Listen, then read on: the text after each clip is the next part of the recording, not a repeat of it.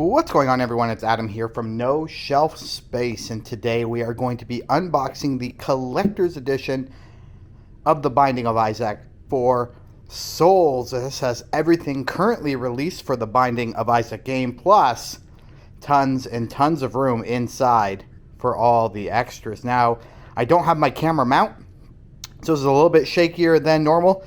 I do apologize, but we'll get through this. This won't be a very long video. Once you've undone the very, very fancy little knob here, this will actually open up just like that. The first thing you're greeted with is a gorgeous artwork. Like, that is amazing and is a good representation of what you're going to see on the various cards. Now, in the Binding of Souls, for the Binding of Isaac for Souls, you're going to be trying to collect 4 souls, and the first person to collect 4 souls wins. You're going to be playing loot cards. You're going to be playing treasure cards. You're going to be battling monsters on the monster cards and so much more in order to get souls, and whoever gets 4 souls first ultimately wins the game. And of course, we just heard a little beeping there. So let's hop in, and I'll show you what comes in the box. So you get a ton of treasure cards, and there are many cards, like 100 plus. And they just do various things. Some are passive and some are active. But here we go. Here's an example. This is the Tarot Cloth. Each time a player rolls a 4, they must give you a loot card. That's not bad. So this will be in front of you, and obviously it's reactive every time, right? So that would be in front of you. Each time a player rolls a 3, you must look at their hand and steal a loot card from them. That's the Dead Bird. There are also these gold ones here. These gold ones can be turned sideways when you use them, and then they recharge, of course. But when you turn this card sideways and use the ability of the Mini Mush, you will subtract up to 2 from a roll. So it could be your roll or somebody else's roll. I'm not really sure why you would. I mean, if there's an opportunity where you want to roll low. But there you go. So there's tons and tons and tons of these treasure cards, and you'll get them for defeating monsters.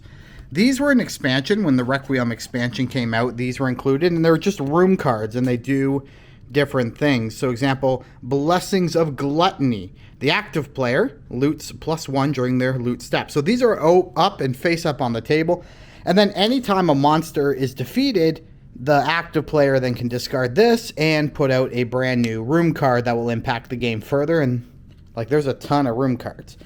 So there's lots you can do with the room cards from the Requiem expansion. Not required to play the game. Obviously, it's just an addition to the game, but still a lot of fun. These here are loot cards. Loot cards will do various things. This lets you recharge an item. Recharging an item just lets you use it again on your turn. When you use an item, you kind of take the card and you flip it sideways to show it's been used. Recharging allows you to do this. There's another recharge an item. These have not been shuffled. So choose a player, prevent the next 1 damage they would take this turn, which could be you. Blank rune. It has a whole roll thing here, as you can see. But there's just, again, so many of these cards. There's also trinkets in these loot decks. So the trinket here for the Swallowed Penny, which is awesome. I love that art. This loot becomes an item under your control when it's resolved. So each time you take damage, gain a cent. And money is actually going to be pretty important in the game. So there you go. Those are all the loot cards. And again, look how many there are. There are so many loot cards.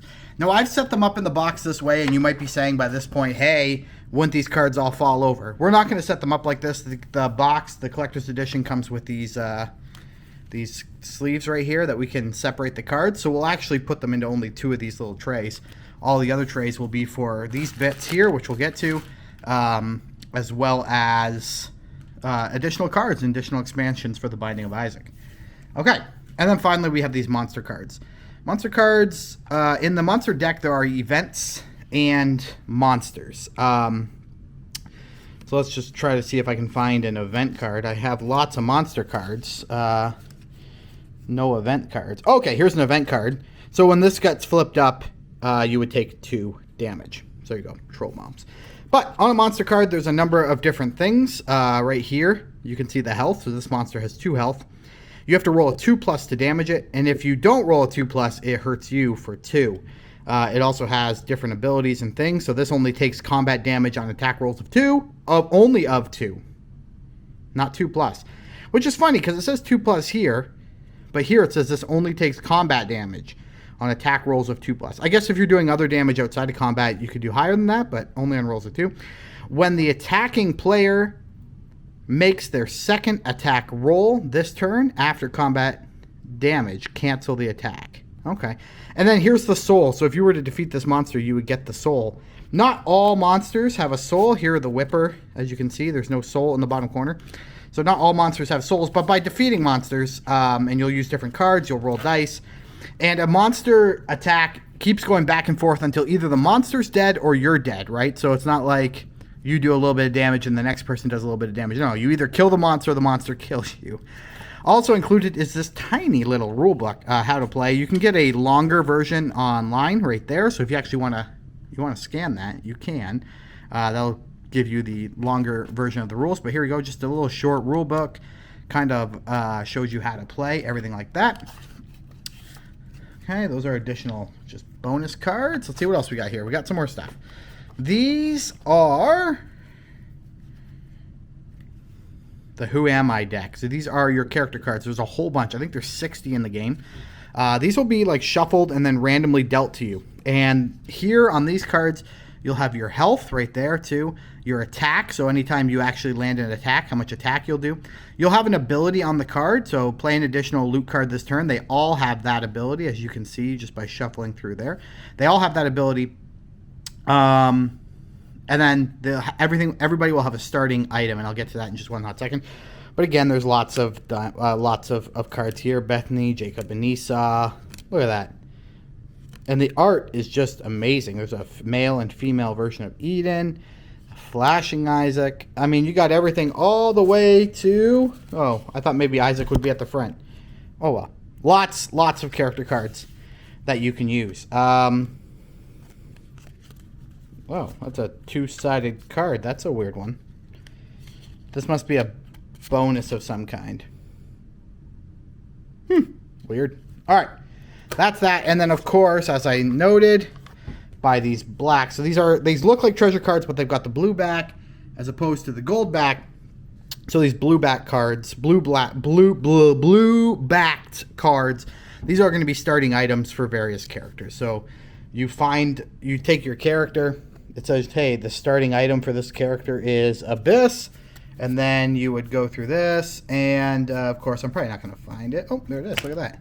And that would be the starting character item for the empty character right there. And that, of course, also has an ability that you can use. So there you go. That is all the cards in the Binding of Isaac for Souls. There are a couple other things to look at here. This is not included in the game, but I got this as a little bit of a bonus when I went to a trade show event earlier. Thanks to my friends at Asmodee Canada. It's just a die. This is a 5-player game. So here we go. These are just dice that can be used by really any player at all. So this just has you can just give everybody their own die, and the ones on each die are unique. So that's pretty cool. Okay, I quickly wanted to cut away just so I could get everything open because I realized it was in the bag, but it was all in the plastic wrap and stuff still. This is how the pennies come. Now, obviously, you can't keep them this way, but there's 50 pennies in a roll. And this is what the penny itself looks like. So there's little pennies, and you'll be buying goods with pennies. You can buy a good in the shop for 10 cents. There's also nickels. You can trade in some pennies. So just 5 cents right there. And there's just a few of those. 100 pennies total. Here's the dice that come with the game. Like as I said before, this was completely extra that I got on the side. So this has nothing to do with... This is not in this version of the game. So it does come with dice that you can use for rolling. Then it comes with heart tokens, so you can kind of track your health as you're playing. And then it also comes with these tokens, and I'm going to be honest with you, I'm not 100% sure what these are for. But I'm sure as I play the game, I'm going to figure out. But anyway, guys, that's everything in the Binding of Isaac Four Souls. I think I've said swords multiple times, like Zelda Four Swords. Four Souls. This is the collector's edition that was on Kickstarter. It is now available, I believe, at retail. You can probably find it in Canada at 401 Games or Board Game Bliss or Board Game Bandit, places like that. But I hope you enjoyed this video. If you did, give it a thumbs up. But until next time, folks, thanks for watching. And we'll chat again real soon. Goodbye.